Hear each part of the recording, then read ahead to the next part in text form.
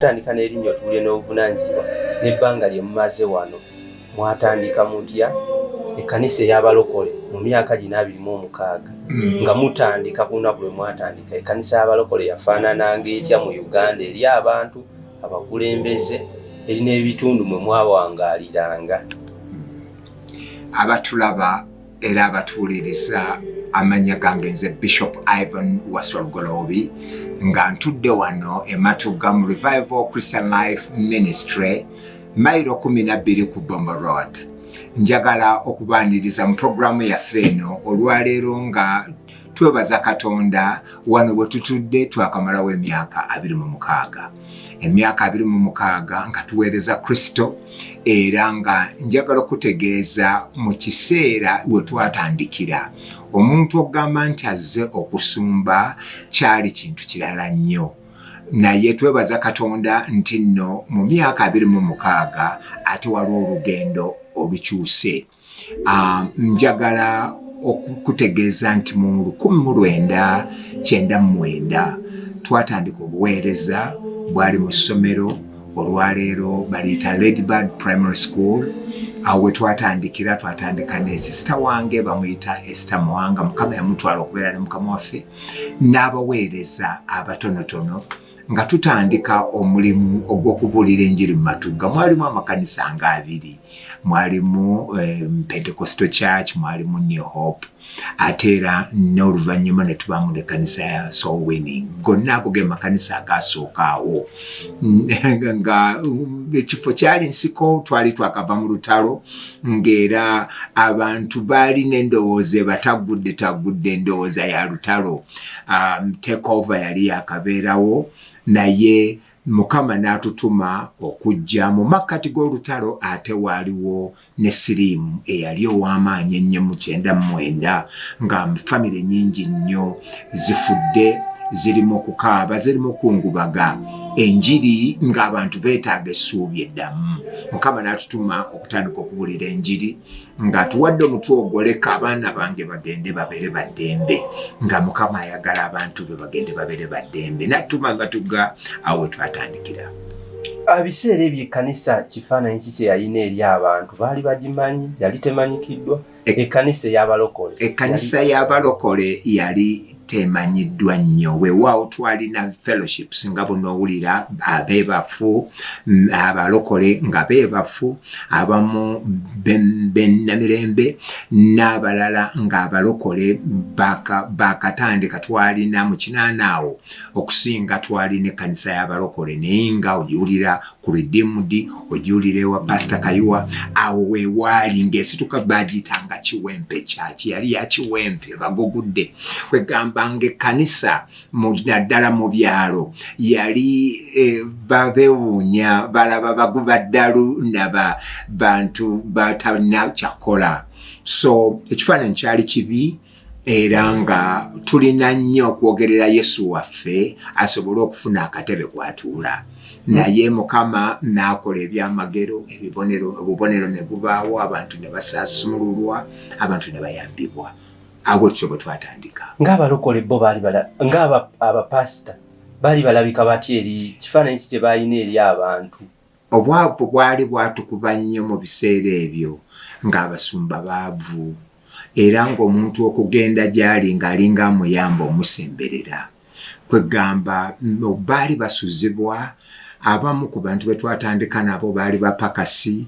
Embeera eyo yali nzibu, ng'omuntu ayeetegeera alina kubeera mu kkanisa ya Church of Uganda n'Abakatoliki, naye okubeera mu kirokole eno wali kwegamba oli wakusekererwa. Kale awo weewo we twatandika, ne Mukama n'atuwa obumalirivu ng'atulaga nti tuli mu lugendo tugenda mu ggulu, katunyweze ekyo. Mu biseera ebyo temwali mu nnyo byakufuna, kyali nsonga ya kubeera nti olokose genda kubeera na Mukama waffe. Nga yo gavumenti yali ebategeera? Gavumenti yaffe definitely tetwalina nnyo ddoboozi.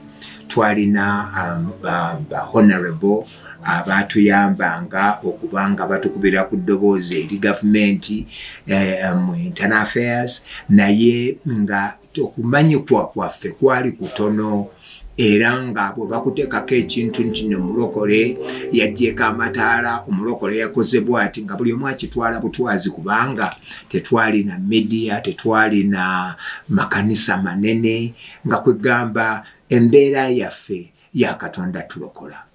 Kunyigirizibwa ki kwe mwalina kwe mwayitangamu ebiseera ebyo ng'olaba kati kiri yaddeko? Okunyigirizibwa okusookera ddala abalokola abasinga ensimbi zaali ntono mu bo. Ate ekyokubiri nga n'alokoka abasinga okusoma kwali kutono, ng'abantu abayivu baali batono mu kirokole, era abatalokose abalina ebizibu be bajjanga eri Mukama waffe. Abantu baali balwadde, sirimu yali munene, ebyo ebimu ku bizibu ebyaliwo ng'abantu b'obaniriza. Ate musumba gw'ogenda okulabirira abalokose.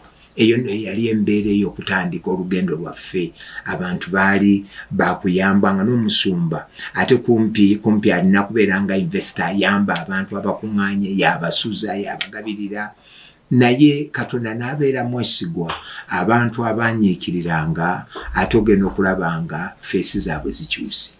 Obiseera mu mwaka ogw'2000 waliwo embeera ya kibwetereyayo ky'abantu. Kino kyakosa kitya ekkanisa y'abalokole? Kyatukosa nnyo kubanga kibwetere bamuyita ffe, naye ate kibwetere teyali ffe, yatwekweka mu bwekwesi.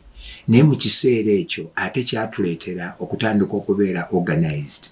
Mu kiseera ekyo mwe twatandikira okufuna fellowships ezasooka ez'okugamba abalokole twegatte tubeere n'abakulembeze atutwala. Era twafuna abakadde baffe nga Simeon Kayiwa n'abalala be baasooka okubeera abakulembeze baffe abaasooka. Ne tugenda nga tetufuna umbrellas ez'enjawulo, naye ng'olwo tuli ku kirokole nakwegatta wamu, era tugenda okwesanga nga kibwetere w'amalira olwo baali batandika n'otutegeeza nti abange n'ebyokuzimba nga muzimba muyitaawo abantu banaabookera omwo n'amakanisa gamatandika okugatunuulira. Twatandika okubeera nga abadde n'akakanisa bw'atyo, tutandika okubeera nga twerowooza ne order ne doctrine, twatandika okulira nga bye tutandika okusomesa tutandika okugolokoka okubyetegereza. Mu biseera okusinziira ku kifaananyi ky'olina mu biseera ebyo n'ebiseera bino, kiki ekisinza okuyamba abalokole okulanga obulamu bwabwe bukyusa okuva ku basumba, embeera z'ekkanisa awamu n'abagoberezi? Bingi ebikyukidde ddala mu myaka kati gye twogerera between nga myaka 26 bingi ebikyuse. Njagala okutegeeza nti nno omusumba teyalina ddoboozi nga kubanga tetwalina bumunyo bwa kimmemmette bwa wamu. Omusumba bye baakolanga ng'ebisingira ddala biringa bya kifere, waawo mukyalimu abakyekwese, naye ng'ekyamazima okubeera n'abasumba bojja okusongamu nti nno bano nabali tebamanyibwa kubanga twali tetulina media houses. Olwaleero Mukama atuwadde media houses, olwaleero tufunye abasumba abasomye, tulina amatendekero ga Bible colleges, olwaleero tulina bangi abantu betutendese nga olwaleero ekintu kikyuse kubanga ekyo kikulu. Then tulina olwaleero bwenjogerera abasumba tulina amalwaliro, tetwalina amalwaliro. Mukama waffe bwe yali ng'asomesa yagamba nti bw'amala okuwona genda eri kabona bakkebere, be baali bamanyi okukereberwa mu biseera ebyo, era nga olwaleero tuddwa bw'ogamba nti nawonyeza omuntu, proof kyeriwo nga tulina okuteekawo amalwaliro agakakasa nti munnaffe yawonye, era waliwo ne scientific evidence. Ekyo nno tukirabye nga waliwo enjawulo. Tugenze ku level y'okwesanga nga bye tukola kati biri ku pulaani. Edda twakubangawo kantuko era nga n'abayita bagamba tujja baggalawo, tujja bajera bwe bati. Olwaleero tukola amakanisa nga gali ku pulaani, tukola ebintu byaffe nga at least biyise mu channels entuufu, naye nga yali mbeera ensimbi tezaaliwo. Okusinziira gwe ku kyolaba bye mutuuseeko, bubaka ki bw'oyinza okuwa abasumba abakkiriza awamu ne gavumenti okulaba nga enkulaakulana abalokole gye batuuseeko esigala nga yakimemmette n'okweyongera mu maaso? Okusooka mu byonna Bayibuli egamba tonyoomanga ntandikwa ntono. Abasumba bonna buli wo Katonda waakuyitira oluusi ekigezo kyakulekera kukweka olugendo bw'onoolutambula takubuulira byonna, ayagala otambula eddaala ku ddaala. musumba mpuliriza era ndaba njagala kutegeeza Mukama akumanyi yonna gy'oli oba oli Karamoja oba oli luddawa geographical location temataringa naye ekisinga okumataringa kuwulira ddoboozi eyakuyita bw'obanga olina kyokola kikole n'omutima n'obwesigwa integrity enkulu nnyo okuuma ky'Omukama kye yali kubanga ekyo kyatunuulira eri bannaffe abatutwala njagala kutwala ddoboozi olwaleero bw'ofuna statistics ezikwata ku makanisa ezimu ku zo si ntuufu ogenda okwesanga nga abatuwandiikako kyangu kizibu nnyo okunnyonnyola amasomero g'abasumba kizibu nnyo okunnyonnyola amalwaliro g'abasumba kubanga ezo ze rekodi ze batawa nnyo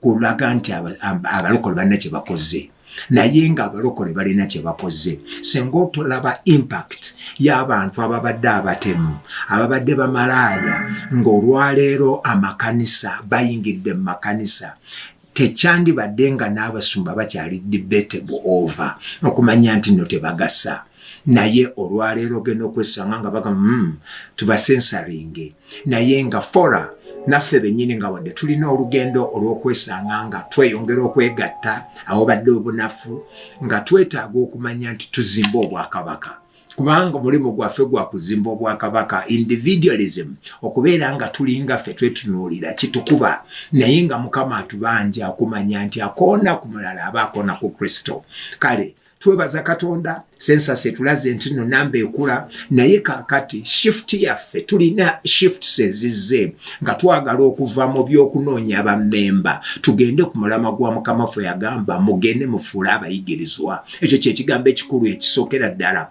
twetaaga kakati mu season mwe tugenda kufuula abayigirizwa namba 2 waliwo weevu y'omwoyo omutukuvu ekutte ensi yonna ey'okwesanga nga tetusigala kutunuulira makanisa gaffe nga tuli Katonda alina kyakola ekintu ekijja agatta bataata n'abaana alina engeri gy'alwagala okuddamu okwenenya okw'amazima tukoseza bannaffe ng'ayagala tutandika okulaba nga tusituka kubanga adda mangu ekisemberayo ddala okwesanga nti nno tugenda kuva mu kyebadde tunyweza nga church growth nga naye Mukama ayagala kakati tutandika okuzimba kye bayita kingdom growth nga twayagala tuzimbe bwakabaka bwonna yonna gye njogera kakati soogera ku kanisa yange njogera ku kanisa ya Mukama waffe ennene yagamba nti azimba ekkanisa n'amaanyi ag'emagombe tegagiyinze mukwano gwange ndaba era mpuliriza katuzimba obwakabaka nannyini bwo yagenda otusasula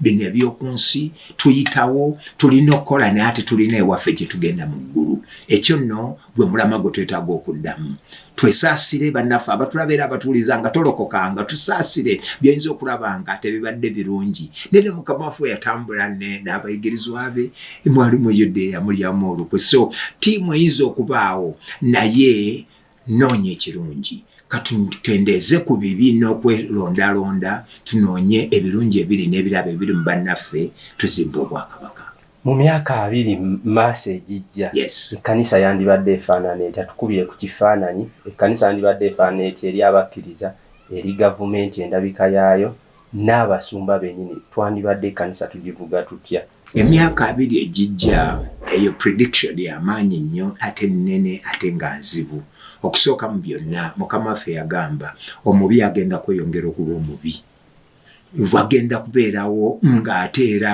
abafere n'abalala bo bajja kubaamu mu myaka ejijja kubanga waliwo abayiiya abajja okubaawo ekyo tetusobola kigaana naye ate mu myaka ejijja tugenda kwesanga nga Mukama atuwa systems tugenda kutandika okwesanga nga naffe ekirokole tulina checks and balances ebitukebera nga tugenda kwesanga nti gundi osomesa naye wayitawa gundi waliwo ebintu ebimu bigenda kujja automatically oba twagala oba tetwagala tugenda kwesanga nga tulina obukulembeze obwawamu oba twagala oba tetwagala ate era n'ekirala mu myaka ejijja 20 mu maaso nze kyennengera tugenda kwesanga nga ate ekkanisa yaffe fokasi yaffe tegenda kubeera just kizimbe fokasi yaffe tugenda kubeera nga tuli globalized tugenda kwesanga nga ekirokole kyaffe ekiri mu America kumpi kyekigwa wano nga ekintu kigazi nnyo olwa networks ezitandise okula